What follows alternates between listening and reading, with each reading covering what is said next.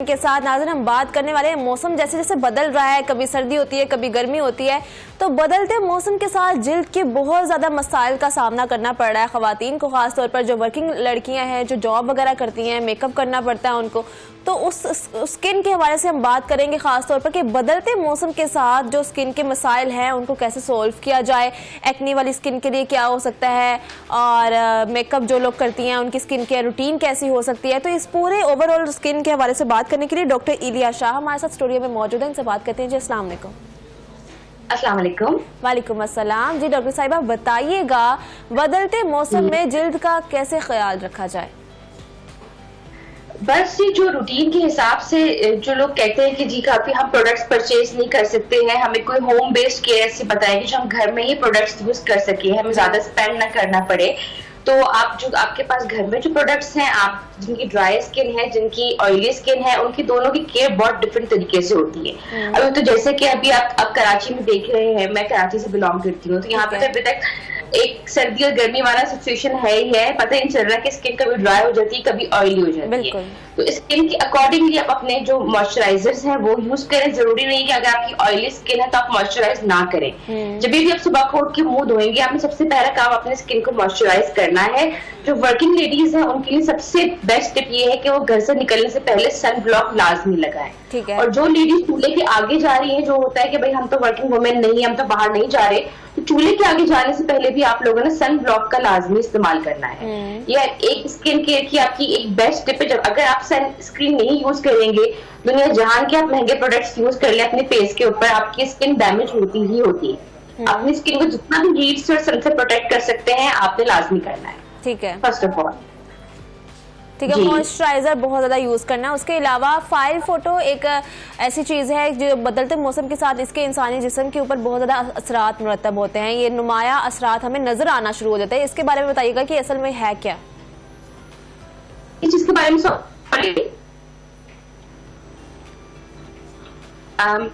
किस चीज के बारे में पूछ रहे हैं आप? File photo. फाइल फोटो, हाँ जी। अच्छा, मैंने ये फर्स्ट टाइम आपसे मैंने ये टर्म सुनी है, फाइल फोटो, वरना मुझे तो इसके बारे में कोई आइडिया नहीं है। आई थिंक प्रोनाउंसिएशन में या फिर स्पेलिंग में कोई मिस्टेक हो रही है, so you can recheck it. बाकी जितनी भी स्किन के ऊपर चीजें, जैसे आप अपना फोटो फेशियल्स होते हैं, लोग वो काफी ज्यादा करा रहे होते हैं, डिफरेंट फेशियल्स की तरफ जा रहे होते हैं, तो वो हर स्किन टाइप की अपनी एक नीड होती है, अपनी एक रिक्वायरमेंट होती है। ज्यादा स्किन को रबिंग करना, ज्यादा स्किन को खींचना, ज्यादा स्किन को प्रेशर डालना भी वो भी स्किन के लिए सही नहीं होता। वो भी आपकी बहुत जल्दी फाइन लाइन और एजिंग लाइन प्रोड्यूस करता है। कोई भी प्रोसीजर आप करवा रहे हो, कोई भी प्रोडक्ट आप अपने फेस के ऊपर यूज कर रहे हो, राइट टेक्निक से, जेंटल हाथों से अगर आप मसाज करेंगे, अपने फेस के ऊपर अप्लाई करेंगे रूटीन में रखते हुए, तो आपको हर चीज बेनिफिशियल ही होगी। ठीक है। अच्छा, एलोवेरा जो है वो उसको कहा जाता है कि स्किन के लिए बहुत ज्यादा अच्छा होता है, तो ये बताइएगा कि एलोवेरा को डायरेक्टली हम स्किन के ऊपर अप्लाई कर सकते हैं या उसको दो रेमेडीज में जैसे घरेलू टोटके होते हैं उसके अंदर, जैसे किसी ऑयल के अंदर मिक्स कर लिया, दूध के अंदर डाल लिया, या और भी कुछ लोग मुल्तानी मिट्टी के अंदर एलोवेरा का इस्तेमाल लेते हैं। जी बिल्कुल। देखिए, aloe vera is a natural product जिसके बहुत ज्यादा बेनिफिट्स हैं। अगर आप टॉपिकली अप्लाई कर भी रहे हैं, सुबह को उठ के निहार मुंह खा भी रहे हैं, उससे जो आपकी डायबिटीज होती है, आपके शुगर के इश्यूज होते हैं, आपके मैदे के इश्यूज होते हैं, वो तो सही होते ही होते हैं। क्योंकि आपकी जो स्किन का जो ग्लो है, जो स्किन पे एक्ने के इश्यूज है, पिगमेंटेशन है, वो सब आपके गट से है। तो जब तक आपका गट सही नहीं होगा, आप कोई भी प्रोडक्ट यूज कर लें, वो इतनी ज्यादा बेनिफिशियल नहीं होती। कुछ लोगों को मैंने देखा है, मैं खुद भी एडवाइस करती हूँ, जो खा सकते हैं इसको, जो रूटीन में आप शुरू में अगर आप लेते हैं तो टेस्ट अच्छा नहीं लगता, आप लेते रहते हैं तो वो फिर आपको आदत हो जाती है। अगर सुबह को उठ के निहार मुंह आप छोटा सा पीस भी अगर एलोवेरा का खा रहे हैं ना पानी के साथ, वो बहुत बेनिफिशियल है आपकी पूरी स्किन के लिए, आपके हेयर्स के लिए, आपके नेल्स के लिए। डायरेक्टली अप्लाई करने के 1000 उसके बेनिफिट्स हैं। कुछ लोग कंप्लेन करते हैं कि एलर्जीज हो जाती हैं, तो जो लोग फर्स्ट टाइम अप्लाई कर रहे हैं एलोवेरा, वो कहीं पैच टेस्ट कर लें गर्दन के पीछे, फेस के साइड पे एरिया पे लगा के देख लें कोई एक्ने, कोई पिंपल्स, कोई रिएक्शन तो नहीं हो रहा, then you can apply directly all over your face. ये जो जिनकी ड्राई स्किन होती है वो भी यूज कर सकते हैं, जिनकी ऑयली एक्ने वाली स्किन है वो भी यूज कर सकते हैं। अगर आप घर में कोई भी आप बेसन ले रहे हैं, आप दही ले रहे हैं, कोई भी आप चीज फेस के ऊपर अप्लाई कर रहे हैं, आप उसमें मिक्स करके भी लगा सकते हैं। बहुत अच्छी शाइन आती है, आपकी स्किन बहुत ज्यादा खिंच जाती है, फाइन लाइंस को हटाने में बहुत ज्यादा बेनिफिशियल रोल होता है एलोवेरा का, आपकी एक्ने को खत्म करने में, पिगमेंटेशन को लाइट डाउन करने में बहुत बेनिफिशियल रोल है एलोवेरा का। ठीक है। अच्छा, अगर हम डिफरेंट स्किन टोन की अगर हम बात करना स्टार्ट करें, पहले हम ऑयली स्किन के ऊपर बात कर लेते हैं कि ऑयली स्किन वालों को इस मौसम के अंदर क्या क्या करना चाहिए। जैसे आपने कहा कि मॉइस्चराइजर है, बहुत जरूरी है इस मौसम के अंदर, ऑयली स्किन वाले भी मॉइस्चराइज लाजमी किया करें। तो मॉइस्चराइज करने के अलावा और क्या क्या स्टेप्स हैं जिनको वो फॉलो करें, अपनी स्किन केयर रूटीन को किस तरह से बेहतर किया जा सकता है? देखिए, ऑयली स्किन वालों को एक ही मिथ होता है, उनको मतलब कहा भी जाता है, पुरानी जो हमारी स्टडीज और रिसर्चेस रही है कि आप बार बार अपना फेस वॉश करेंगे तो आपका जो स्किन है वो ड्राई रहेगी, ऑयल प्रोड्यूस नहीं होगा तो एक्ने नहीं होगी। ऐसा नहीं होता, आपकी बॉडी का एक रिस्पॉन्स होता है, जो आपका एक सीबम प्रोड्यूस होता है दैट इज हार्मोनल बेस्ड। जब तक आपके हार्मोन्स ओवर प्रोडक्टिव है, हाइपर एक्टिव है, वो सीबम प्रोड्यूस होगा।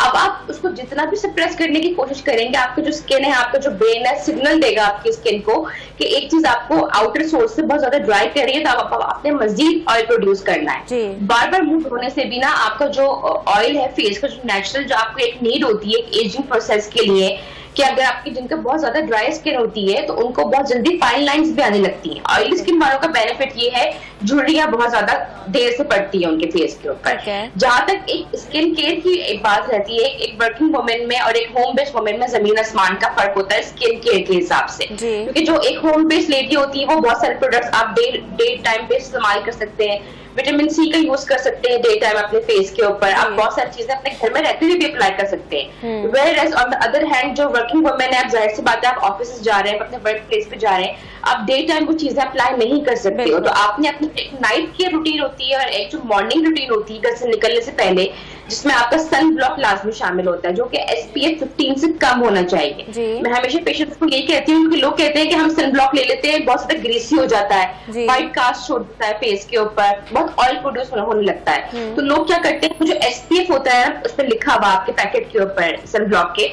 लोग समझते हैं जितना ज्यादा होगा, 100 होगा, 60, 70 होगा, उतना हमें ज्यादा प्रोटेक्शन मिलेगी सन से।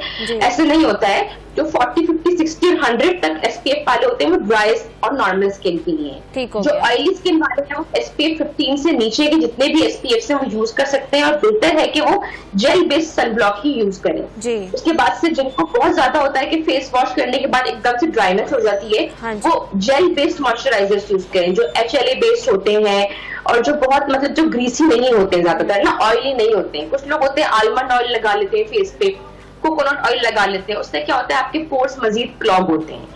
तो अब ये जो ऑयल्स होते हैं ये फेस के ऊपर ना यूज करें, जिनको बहुत लगाना ही है कि भाई कोई ऑप्शन नहीं है ना लोगों के पास कोकोनट ऑयल, आलमंड ऑयल के अलावा, तो लगाए 15 मिनट्स के बाद उसको रब कर लिया अपने फेस के ऊपर से, वाइप ऑफ कर ले टिश्यू की हेल्प से, ताकि वो आपके पोर्स को एटलीस्ट क्लॉग ना करे। ठीक हो गया।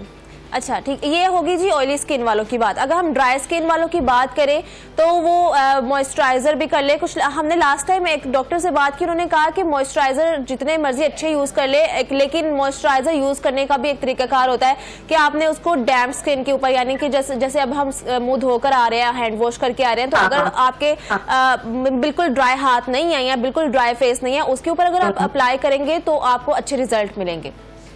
जी, अब वो डिपेंड करता है कि आपका मॉइस्चराइजर किस टाइप का है ना, मॉइस्चराइजर के अंदर इंग्रेडिएंट्स किस टाइप के हैं। काफी जो बहुत ज्यादा ग्रीसी टाइप के मॉइस्चराइजर्स होते हैं, अगर वो आप उनको डैम्प स्किन के ऊपर आप अपने अप्लाई कर रहे हो तो वो फिर ना एक अजीब से आपकी स्किन हो जाएगी, ना आप उसके ऊपर मेकअप कर सकोगे, ना आप उसके ऊपर कुछ और चीज अप्लाई कर सकोगे, अजीब से ना ऐसे लगेगा कि बहुत ऑयल लगा लिया आपने फेस के ऊपर। तो डैम्प स्किन के ऊपर हम लोग जो बहुत ज्यादा गीली, जो हल्की गीली स्किन के ऊपर जो मॉइस्चराइजर्स लगा रहे होते हैं वो हाइलुरोनिक एसिड बेस्ड मॉइस्चराइजर्स होते हैं, जो जेल बेस्ड होते हैं, जो ट्रांसपेरेंट किस्म के होते हैं कि आप अपने फेस के ऊपर लगा लें, वो थोड़ी देर बाद उस पानी के साथ जिससे आपने अपना मुंह धोया है और वो जो मॉइस्चराइजर है वो नमी के साथ मिक्स होकर आपकी स्किन के अंदर बैठ जाएगा। उसके बाद आप अपना कोई भी फाउंडेशन है, कोई भी मेकअप है, आपकी स्किन के अकॉर्डिंगली आप वो यूज कर सकते हैं। लेकिन जहां तक ड्राई स्किन की बात है, आप अपनी जो ड्राई स्किन को ना मजीद ड्राई नहीं छोड़ सकते, क्योंकि उसके ऊपर रिंकलिंग और फाइन लाइंस आने के काफी चांसेस होते हैं। अक्सर लोगों को मैंने देखा है कि जो अंडर 30 होते हैं, 25 एज आते ही उनकी लाफ लाइंस आने लग जाती हैं, फोरहेड पे लाइंस आने लग जाती हैं, आईब्रो के बीच में लाइंस आने लग जाती हैं। तो वो इसलिए कि वो राइट मॉइस्चराइजर यूज नहीं कर रहे होते। अगर वो ऑयल बेस्ड मॉइस्चराइजर भी यूज कर रहे हैं तो वो नाइट टाइम ऐसा मॉइस्चराइजर यूज करें कि वो उनके फेस के ऊपर लगा रहे, उनके जो बेड पे लेटते हैं, पिलो के साथ फेस लगता है, वो वहां पे लग के हटे ना। जो एक गीली स्किन के ऊपर लगाने वाला मॉइस्चराइजर वो आप डे टाइम पर जाहिर सी बात आप लगा सकते हैं। नाइट में आपने जरा सा कोई भी थिक मॉइस्चराइजर लगाना है, कोकोनट ऑयल बेस्ड हो या आलमंड ऑयल बेस्ड हो, कैस्टर ऑयल तो बहुत ज्यादा बेस्ट है एंटी एजिंग प्रॉपर्टीज के लिए भी और ड्राइनेस को फेस की हटाने के लिए, वो आप रात में लगा सकते हो। ठीक है, ठीक हो गया। तो ऑयल बताइए, ये मॉइस्चराइजर ही अगर हम बता दें कि हम जब मार्केट से कोई चीज परचेज करने जाएं तो उसके अंदर जो भी प्रोडक्ट्स यूज हुई होती हैं, तो क्या बेसिक चीजें क्या हम देखें कि इसके अंदर ये फला जो है आइटम जो है वो ना हो और ये चीजें होनी चाहिए एक मॉइस्चराइजर के अंदर? देखिए, सबसे जो बेस्ट है वो विटामिन ई होना चाहिए, विटामिन सी होना चाहिए आपके मॉइस्चराइजर के अंदर, HLA होना चाहिए, हियालुरोनिक एसिड। जो चीज नहीं होनी चाहिए है वो है आपके स्टेरॉइड बेस्ड चीजें ना, तो लेकिन वो एक जो नॉर्मल पर्सन होता है वो जज नहीं कर सकता कि इसमें स्टेरॉइड है या नहीं है। तो मैं तो ये रिकमेंड करती हूँ कि आप अपनी स्किन के बालों के मामले में ना हमेशा आप डॉक्टर से कंसल्ट करें। लोग क्या करते हैं कि डिफरेंट ब्यूटी शॉप्स पे चले जाते हैं, कॉस्मेटिक प्रोडक्ट्स उठा के ले आते हैं शॉप वालों की कहने के ऊपर कि नहीं आप ये प्रोडक्ट ले लें, आप वो प्रोडक्ट ले लें।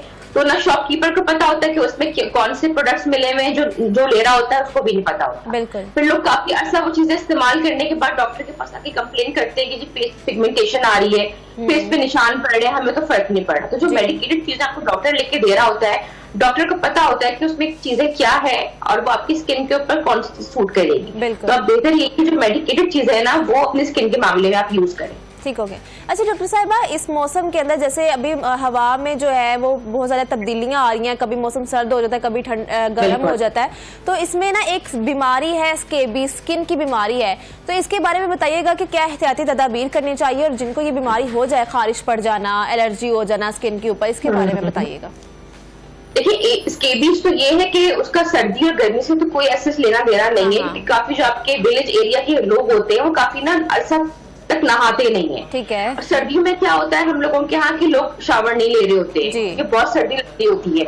तो ये जो शावर ना लेने की वजह से आपकी जो स्किन के ऊपर, आप जाहिर सी बात है आप चल रहे हो, फिर रहे हो, आपका एक लाइफ स्टाइल, आप कपड़े पहन रहे हो, तो इन चीजों से इतने जर्म डेवलप हो जाते हैं आपके अंदर कि वो जो स्केबीज का जो जर्म है वो आपकी अगर किसी एक पर्सन की भी बॉडी में लग गया या आपको किसी और पर्सन से लग गया घर से बाहर, तो वो पूरी बॉडी में तो आपके फैलेगा ही फैलेगा।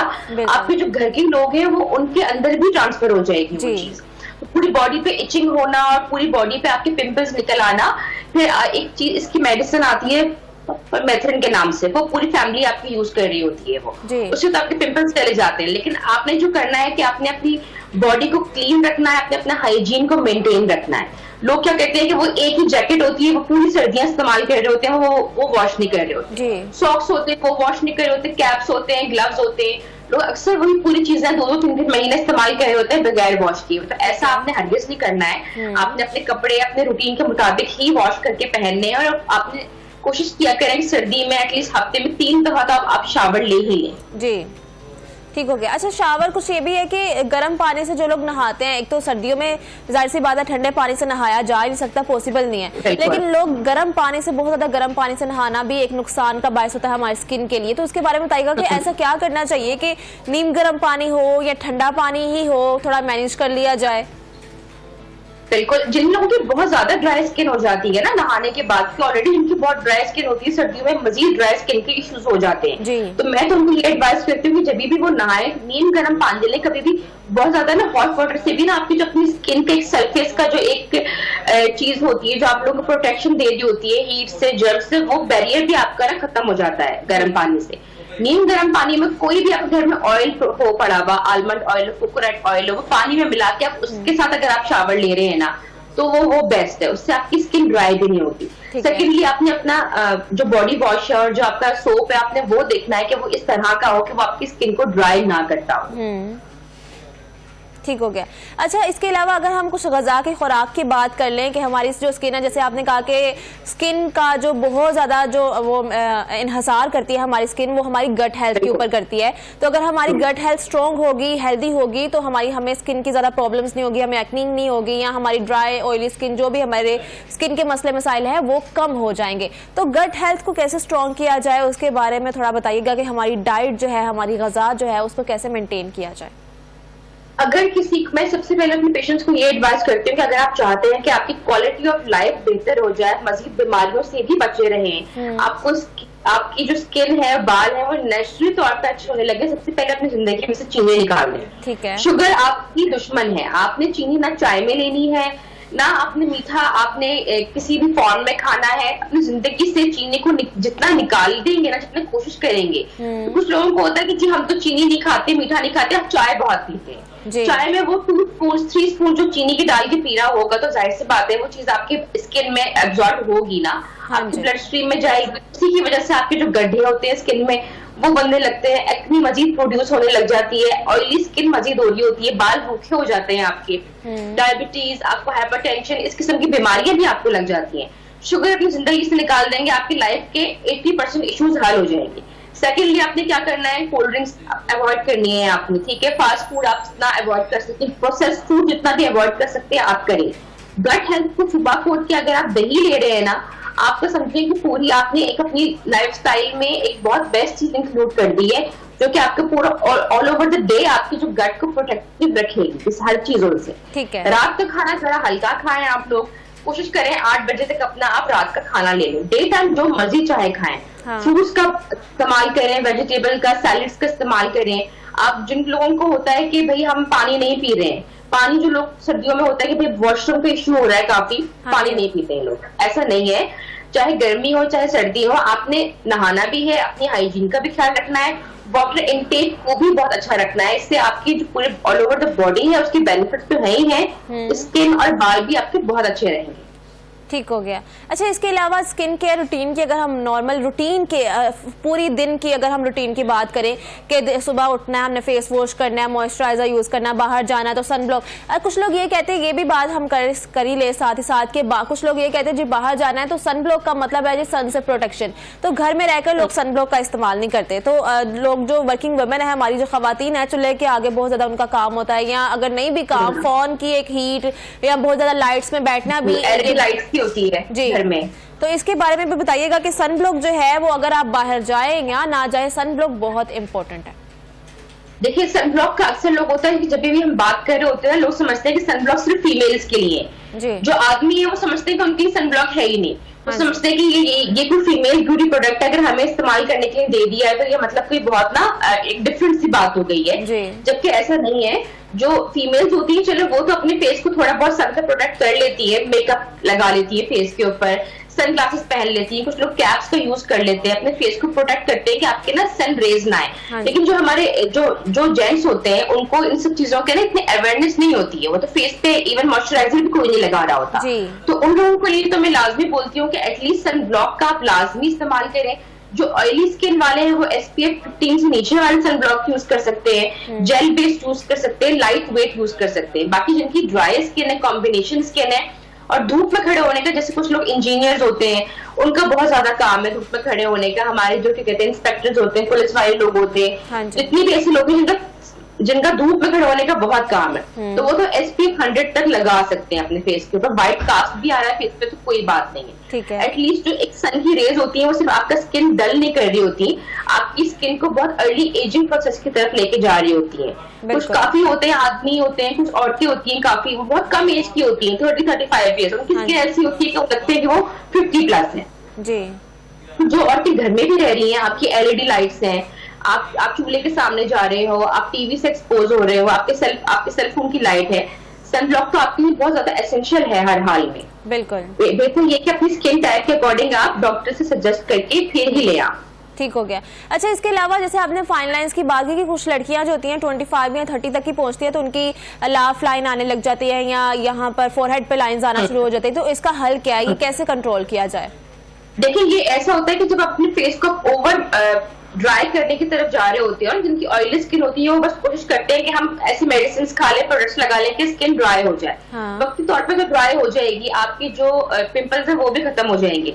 लेकिन जो आपके सबसे ज्यादा जो मसल्स फेस के एक्टिव रहते हैं ना, आप अपनी स्किन, आपकी जो लाइंस होती है माथे के ऊपर, आंखों के साइड पे लाफ लाइंस होती है, ये आपके एक मसल्स होते हैं। यहाँ पर आप जितना बोलोगे, आप अपनी आंखों के एक्सप्रेशन करोगे, फेस के एक्सप्रेशन बनाओगे, तो ये मसल यूज होगा, जितना वो मसल यूज होगा उतनी जल्दी वहां पे लाइंस आएंगी। ठीक है। मैं ये सजेस्ट करती हूँ अपने पेशेंट्स को कि अगर आप स्किन केयर की तरफ आ रहे हो, अपनी स्किन को आप चाहे जितना ड्राई करो या मॉइस्चराइज करो, सबसे पहले आपने, अगर आप कैस्टर ऑयल ले सकते हैं आप कैस्टर ऑयल लें। जो लोग एजिंग एंटी एजिंग जो हमारे पास क्रीम्स होती है वो काफी एक्सपेंसिव होती है, लोग परचेज नहीं कर पाते।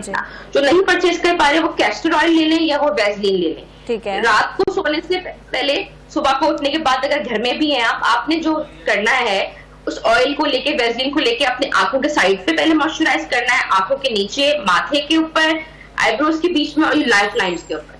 जितनी ये जगह चिकनी रहेगी, जो आप फेशियल एक्सप्रेशन जहाँ पे ज्यादा आते हैं, उतनी वहां पे देर से लाइंस पड़ेगी।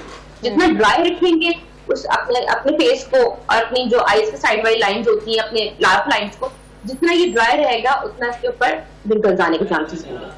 बिल्कुल ठीक हो गया। कैस्टर ऑयल को जैसे पेस्ट बनाकर मतलब डायरेक्टली अप्लाई कर सकते हैं, किसी चीज के साथ नहीं यूज करना कैस्टर ऑयल को डायरेक्टली? बिल्कुल आप डायरेक्टली अप्लाई कर सकते हैं, किसी भी चीज के साथ जरूरत नहीं है यूज करने की। जिनकी बहुत ज्यादा ड्राई स्किन है वो विटामिन ई की जो कैप्सूल होती है उसके साथ मिला के यूज कर सकते हैं। अदरवाइज जिनकी नॉर्मल स्किन है, ऑयली स्किन है, वो नॉर्मल डायरेक्टली यूज कर सकते हैं। ठीक हो गया। अच्छा, जैसे विटामिन ई, विटामिन सी, इन चीज़ों को हम बहुत ज़्यादा देखते हैं। आपने कहा कि विटामिन ई वगैरह ये सारी चीज़ें हमारे मॉइस्चराइजर में भी होनी चाहिए। तो हमारी खुराक में कुछ लोग सप्लीमेंट्स का बहुत ज़्यादा इस्तेमाल करते हैं, उनमें बताया जाता है जी कि यहाँ इसमें आपको बहुत सारे विटामिन मिलेंगे, प्रोटीन मिलेगी, तो वो एक नेचुरल सोर्स नहीं होता। तो क्या फ़र्क है सप्लीमेंट्स के अंदर और नेचुरल सोर्सेज के अंदर, और आप क्या सजेस्ट करती हैं अपने पेशेंट्स को, अपने क्लाइंट्स को, कि वो सप्लीमेंट्स का इस्तेमाल करें या फिर नेचुरल? क्योंकि कुछ, जैसे हमने पहले बात की कि कुछ लोगों के पास इतना टाइम नहीं होता कि वो नेचुरल सोर्सेज की तरफ जाए, स्पेशल जूसेस बनाकर पिए, तो वो सप्लीमेंट्स ले लेते हैं, इजी वे है और उनको लगता है जी वो इजीली मतलब हर चीज वो कैरी भी कर सकते हैं कहीं पर भी जाते हुए, और उनकी स्किन भी इससे बेहतर रहेगी। तो क्या फर्क है दोनों चीजों में? देखिए, जब अगर जो लोग अपनी स्किन की केयर की तरफ जा रहे होते हैं ना, जो अपने बालों के केयर की तरफ जा रहे होते हैं, और सबसे पहले तो ये बात जान लें कि हर चीज आपकी लाइफस्टाइल के साथ चल रही होती है। ऐसा नहीं होता कि आप अगर एक दिन फेशियल करवा लें, एक महीना आप क्रीम्स यूज करें तो आप एक्सपेक्ट करें कि जी वो आपके 8-10 साल के लिए आपका जो मसला है वो हल हो जाएगा। ये सब चीजें होती हैं एक लाइफस्टाइल के अकॉर्डिंगली। आपने इसमें अच्छे फ्रूट्स भी खाने हैं, वेजिटेबल्स भी खानी है, अपनी रूटीन ऐसी बनानी है कि अगर आप वर्किंग पर्सन भी है तो अपने घर से साथ लेके जाएं, सैलेड का बॉल बना के अपने साथ ले जाएं, आप फ्रूट्स कट करके अपने साथ लेके जा सकते हैं। जब आपको भूख लगे आप डे टाइम पे, शाम में आप वो खा सकते हैं। जो लोग ये सब चीजें नहीं ले रहे होते वो सप्लीमेंट्स की तरफ तब आए जब वो उनको कोई किडनी का इशू ना हो। मैं पहले उनको एवेल्युएट करती हूँ कि कोई उनको लिवर का इशू, कोई किडनी का इशू तो नहीं है। नॉर्मल हेल्दी पर्सन तो सप्लीमेंट्स ले सकता है, कोई मसला नहीं। लेकिन जिनको काफी ज्यादा इशू होता है कि जी जिगर का मसला है, किडनीज का मसला है, कि कुछ लोगों को मल्टीविटामिन खाने के बाद ना अजीब सा मतलब फुल सा फील होता है, कि पेट में मतलब गर्मी सी लग रही है, भारी भारी सा फील, उनको सूट नहीं कर रही होती वो चीजें। तो जिनको नहीं सूट कर रही होती है वो तो नेचुरल सोर्सेज की तरफ तो लाजमी जाए। विटामिन ए आप टॉपिकली लगा लें, विटामिन सी आप टॉपिकली जितना भी अप्लाई कर लें, जब तक आपकी वो एक प्रॉपर क्वांटिटी में वो चीज आपकी बॉडी में नेचुरली प्रोड्यूस नहीं होगी ना, आपकी स्किन कभी भी उस तरह से रिस्पॉन्ड नहीं कर सकती जिस तरह से आप चाह रहे होते हैं। जी ठीक है। अच्छा डॉक्टर साहब, लास्ट पे कि विटामिन सी जो है वो हमारी बॉडी के लिए बहुत ज्यादा इंपॉर्टेंट है। वैसे तो बहुत सारे विटामिन हमारी बॉडी खुद प्रोड्यूस करती है, लेकिन विटामिन सी हम सुनने में आया है कि ये वाहिद एक ऐसा विटामिन है जो बॉडी खुद प्रोड्यूस नहीं करती, हमें ये खुद लेना पड़ता है। तो ये कौन कौन से सोर्सेज है? जैसे लेमन हो गया और बहुत सारे दूसरे दीगर फ्रूट्स हो गए, उनके जरिए हम विटामिन सी ले सकते हैं। तो बताइएगा और कौन कौन से सोर्सेज है सप्लीमेंट्स के जरिए भी, और विटामिन सी जो है वो हमारी स्किन के लिए कितना मुफीद है, बालों के लिए, नेल्स के लिए? देखिए, विटामिन सी की जो स्टडीज हैं, जो पहले एक जो हाइप क्रिएट होती है लोगों में, जो न्यू स्टडीज आती है, उसमें तो यही शुरू में बताया जाता है कि जी विटामिन सी है, विटामिन ए है, ई है, बहुत बेनिफिशियल है, एंटीऑक्सीडेंट है, एजिंग प्रोसेस को स्लो करते हैं। आपके विटामिन सी आपकी जो एक्नी होती है उसको बहुत ज्यादा कम कर रहा होता है, आपकी फाइन लाइंस को रिड्यूस कर रहा होता है, आपके जो बैक्टीरिया प्रोड्यूस होने नहीं दे रहा होता फेस के ऊपर, और एक ग्लो के लिए और एक बहुत अच्छी शाइन के लिए विटामिन सी यूज हो रहा होता था। लेकिन अब जो न्यू स्टडीज आ रही हैं, जो हमने जो पेशेंट्स को इवेल्युएट किया है, उसमें हम लोग ये देखने को मिलता है कि जिनकी ऑलरेडी एक्नी वाली स्किन होती है ना, वो विटामिन सी अगर यूज कर रहे हैं उनको मजीद एक्नी हो जाती है, उसका रिएक्शन हो जाता है उनके फेस के ऊपर, क्योंकि हर चीज हर किसी के लिए नहीं बनी हुई होती। इसलिए मैं कहती हूँ कि अपने डॉक्टर के पास जाके अपनी स्किन के अकॉर्डिंग आप चीज लेकर आए, ना कि आपकी ब्यूटी शॉप पे जाके उनकी रिकमेंडेशन के अकॉर्डिंग आप कोई चीज लेकर आए, बाद में फिर आप कंप्लेन करते हैं कि ये हमें इससे रिएक्शन हो गया, ये चीज हमें सूट नहीं कर रही होती है। तो विटामिन सी का जो एक्सेसिव यूज भी होता है वो भी आपकी जो जिनकी ऑलरेडी एक्ने वाली स्किन होती है उसमें मजीद एक्ने प्रोड्यूस हो जाती है और काफी आपको एक जलन सी होती है, एक बर्निंग सी फील होती है, लगाने से आपकी स्किन सेंसिटिविटी की तरफ चली जाती है, रेडनेस हो जाती है। और टॉपिकली जितना भी आप विटामिन ए या सी इस्तेमाल कर लें, एक उसकी एक लिमिट होती है चीज की ना, कि आप हफ्ते में रोजाना नहीं यूज कर सकते, एटलीस्ट आपने 2 days यूज करना है, मोर देन इनफ। तो लोग रोज हर चीज फेस के ऊपर लगा रहे होते हैं, सैलिसाइलिक एसिड, ग्लाइकोलिक्स, ये सारे विटामिन,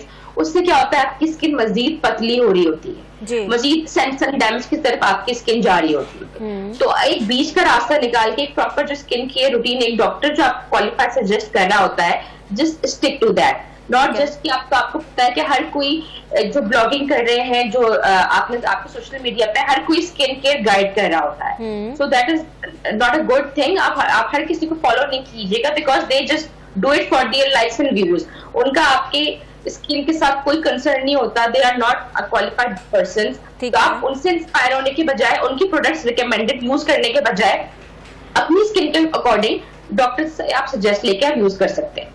ठीक हो गया। अच्छा, last but not the least के पानी जो है बहुत ज्यादा इंपॉर्टेंट है, तो एक दिन के अंदर, पूरे दिन के अंदर हमें कितने ग्लास पानी इनटेक करना चाहिए?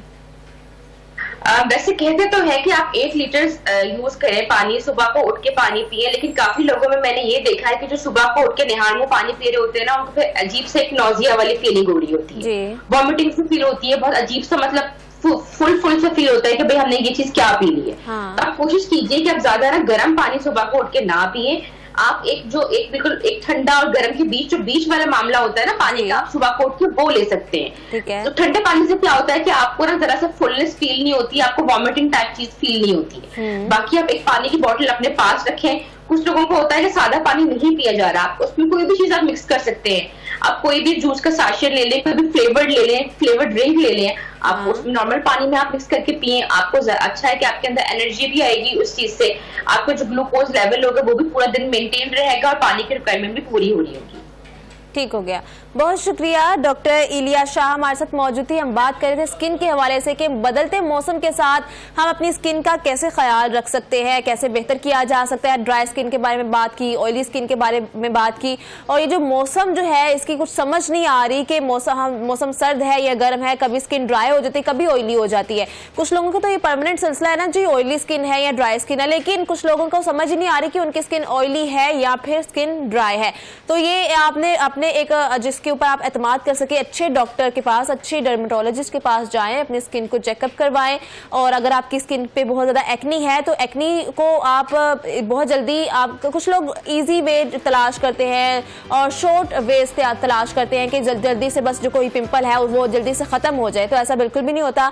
ये एक लाइफ मतलब प्रोसीजर चलता है कि 2-3 दिन लगते हैं उसको ख़त्म होने में। तो उसके लिए आपको अपनी गट हेल्थ को है जो वो स्ट्रॉन्ग रखना पड़ता है, आपको हेल्दी डाइट रखनी पड़ती है, उसके अलावा आपको स्किन केयर रूटीन को फॉलो करना पड़ता है, अपनी हाइजीन का ख्याल रखना पड़ता है, आपने साफ सुथरा रहना है और अपने माहौल को साफ सुथरा रखना है, और कोशिश करनी है कि अपने आप को आपने सन से दूर रखना है। प्रोटेक्ट करने के लिए सन ब्लॉक का इस्तेमाल लाजमी करें, मॉइस्चराइजर्स का इस्तेमाल करें।